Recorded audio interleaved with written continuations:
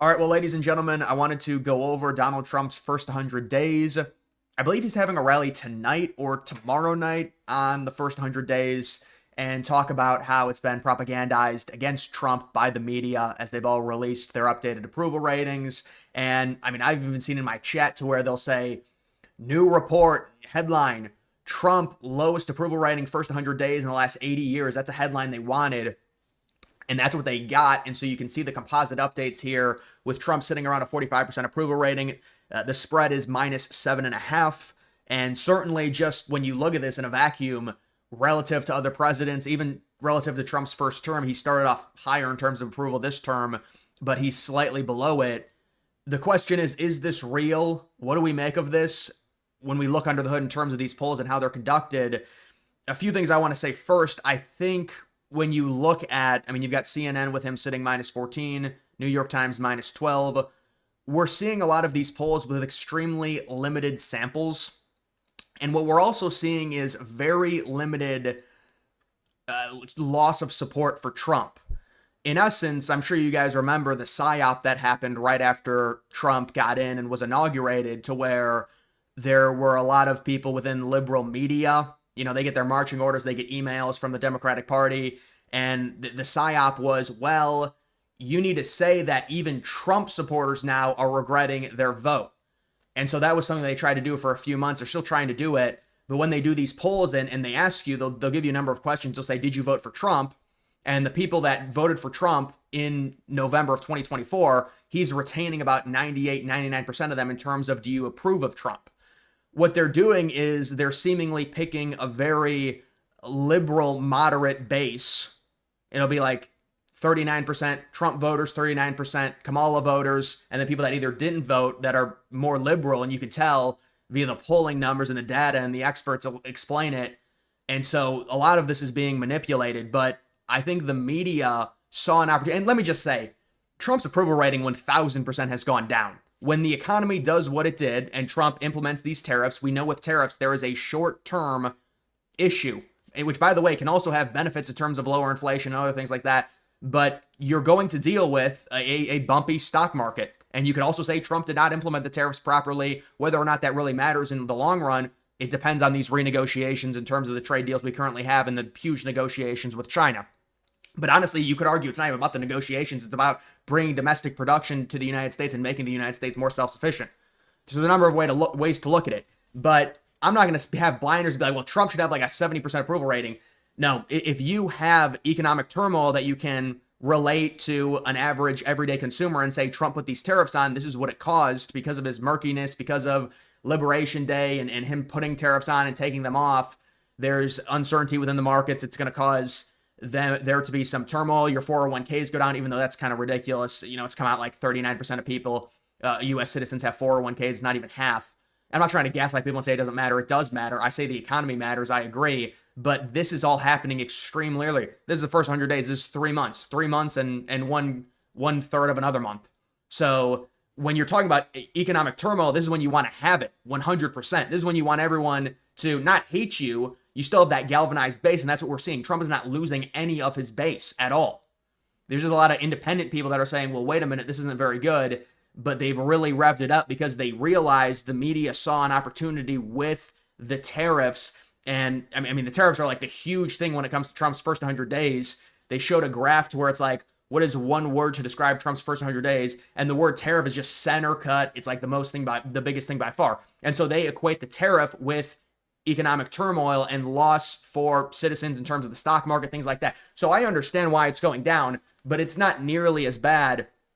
These numbers really don't matter, first off, because Republicans do have control of Congress, and Trump is in the early stages of implementing everything. We still haven't gotten an end to the Russia-Ukraine war. A lot of that depends on Russia. Now it seems like Trump's like, I'm going to have to sanction Russia just to get this thing over with. We don't even know if that'll work. There might have to be, you don't want to say escalation, but there's going to have to be some coaxing within possibly the United States and other NATO countries to get Russia to come to the negotiating table in terms of that. But you've got that situation. You've got Israel, Palestine. You've got Trump saying to Netanyahu, "No, we're not gonna bomb Iran for you. We don't endorse that." Also, Hegseth and others like have come out against it. Vance has come out against it. Gabbard has come out against it. So there's a lot in terms of the wars potentially being solved. Like none of this has happened yet. Trump has not ended a war. So is his approval, like, there's just so much on the table right now. And in terms of the tariff revenue, that's another thing they're going to be able to swing to a degree. Now, I don't know if that's going to offset the perceived loss in terms of the stock market, but what I've talked about in terms of the stock market, it's underlying metrics. It's the bedrock, which is lower inflation. Inflation undoubtedly has come down because of a lot of these tariffs. There's economic turmoil. There's loss in the markets. Inflation's going to come down. We see the energy sector coming down as well. We've got inflation, trueflation at 1.3%. We haven't seen these numbers in 5 or 6 years.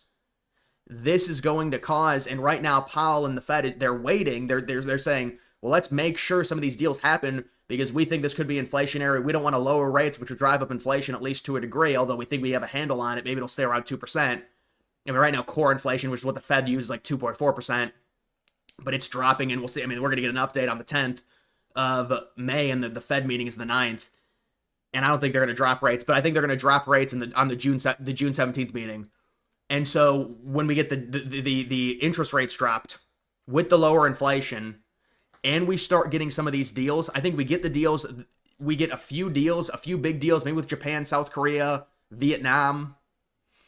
That's going to also, because of their proximity to China, put pressure on the Chinese if we can do that. Now, China doesn't want that to happen. So this is where it's like, well, let's get these negotiations solved. But the idea is, once you're able to do that, we have a beautiful situation in the United States. We've got crude oil down around $60 per barrel. We have the inflation down. We're going to have the interest rates down. And we're going to have a lot of these tariff situations that have a significant murkiness right now. Those will be resolved within the next few months. And that's speculation. I'm not saying for sure, but that's the idea. So I agree. I think, yes, Trump's approval rating has gone down. They've made it to where a lot of them are like, well, listen, we can really screw with Trump and say, we want the headline. You know, it's like 2 weeks ago, they'll say, well, we want the headline to be, this is the worst approval rating in 80 years. We must have that headline. So just mess with the numbers and get a bunch of liberal moderates to mess it all up. And you have lower samples like the New York Times with a sample under 1,000. I mean, a lot of these polls are crap. So, and look, I'm not saying Trump's approval rating is good. Fox News has a -11, although Fox News has been more liberal with their polls. But listen, the approval rating for Trump is irrelevant right now. This is when you want to have, you're implementing policies that might have an initial negative reaction. But how about what happened with Amazon, to where they got all angry because they're going to lose revenue from the tariffs? They're like, we're going to list the price of how much money you lost because of the tariffs. And Trump called Bezos. He's like, you can't do this. And then Amazon backed down and said, we're not actually going to do it. So there's also that. And then Levitt is like, well, I mean, if you're going to do that, why didn't you list the purchasing power going down, Amazon, when we had, I mean, the trueflation was 11%, the inflation numbers, the core inflation data was 9%. And by the way, that was with a much worse economic situation when you look at other metrics. And so when it comes to something like this, guys, the approval rating, first 100 days, there's a narrative against Trump. I think Trump's approval rating's gone down. Absolutely. Like, let's take a look at this. You see approval rating on issues. I don't know if we have to go to each of these or I could just scroll down. I think we have to click on each of them. So do we have past history on this? Yeah, so I mean, there's a lot of, like, even these numbers in February, Trump was about even in terms of the economy. You could argue even plus when he entered. Now he's minus around 13.5. That's the economy. That's based off of the loss in terms of the stock market, even though it's, I mean, they've gained a lot of it back, but it's all perceived loss. It's all narrative driven. And so you'll deal with this, right? This is just the reality of a tariff situation when you implement them. Look, what Trump did with Liberation Day, it really was not, it was not correct in terms of saying that it was reciprocal. But the point of it is we have to renegotiate with a lot of these countries anyways, because we have to stop them from taking in Chinese products and then exporting them to the United States so China can get around the tariffs. We have to stop that. Foreign approval rating, foreign policy. I mean, it's kind of very vague when you talk about foreign policy. There's a lot that goes into that. But you would think with the foreign policy, once we get some of these wars over, that'll help it. Immigration sitting at -2.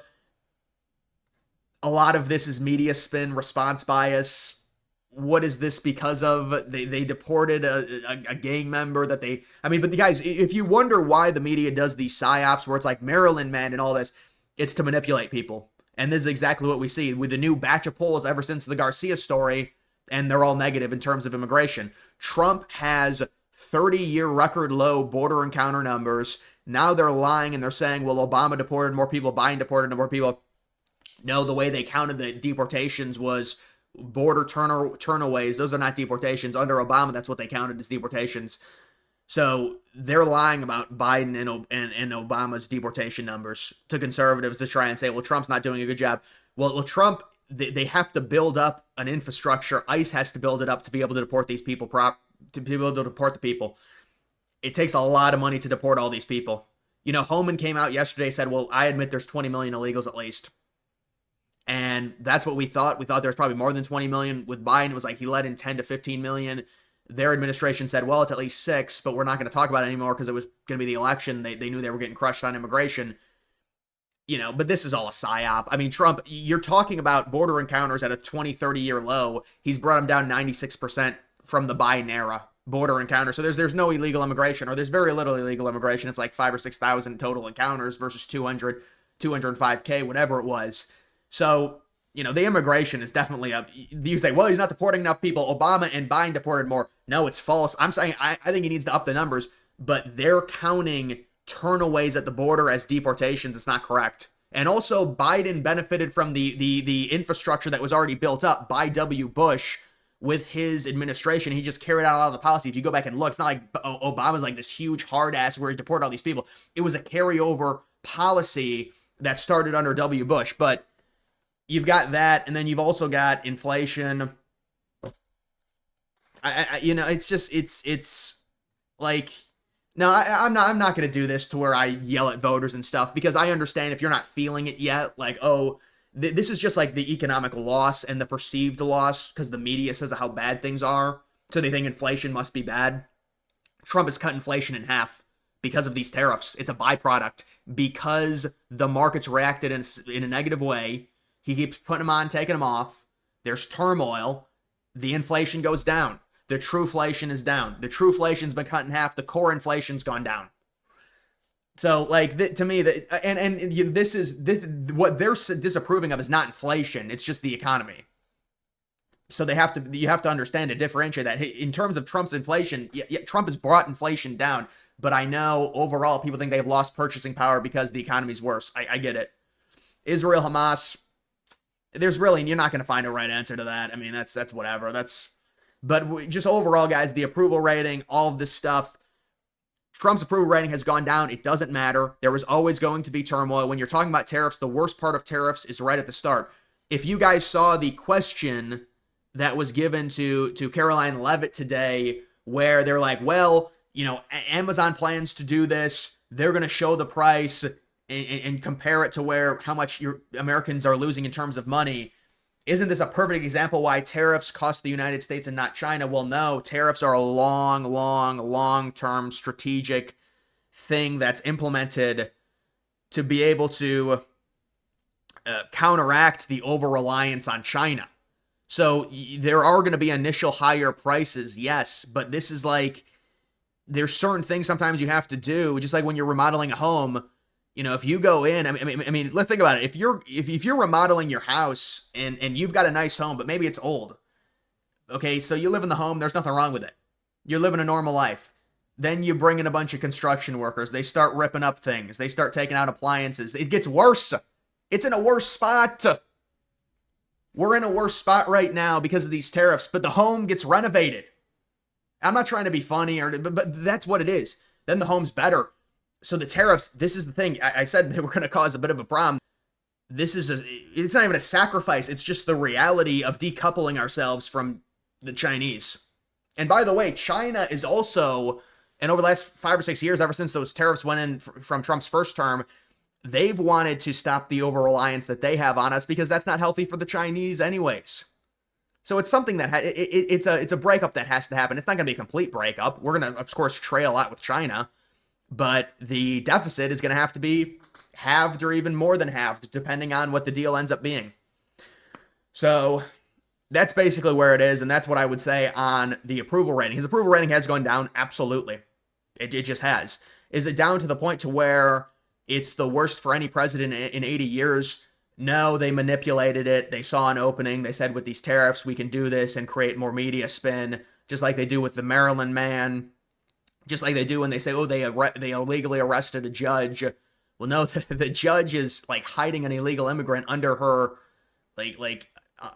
under her desk. I mean, that's what it was. So this is all going on, and it just has to stop. And that's why Patel arrested her. But when you've got something like this, I think this approval numbers, they're irrelevant. And Trump's approval, yes, it's gone down, but then they started getting a bunch of liberal moderates, and that made Trump's approval rating worse. But it's irrelevant. I'm not coping. It doesn't matter. I don't care if Trump's approval rating at 45, 44%, whatever. The midterms are not for another year and a half, if not longer. It's like over a year and a half they're away. So, and by the way, a year from now, you don't think with all of the indicators that we've been seeing, the economy's not going to be in a better place with all these trade deals, with lower interest rates, with the low inflation? Seriously? We'll see what happens with the job report that's coming out. And we'll see what happens with, the Q1 GDP growth. We're still waiting on that. And now they're saying, well, now it's definitely going to be a recession. Well, based on what? We still haven't gotten the GDP update for Q1. They said it was plus 0.6. They keep referencing that Atlanta Fed prediction. That was from March. And they've been wrong a lot, the Atlanta Fed, in terms of their GDP quarter predictions. So it's important to understand that.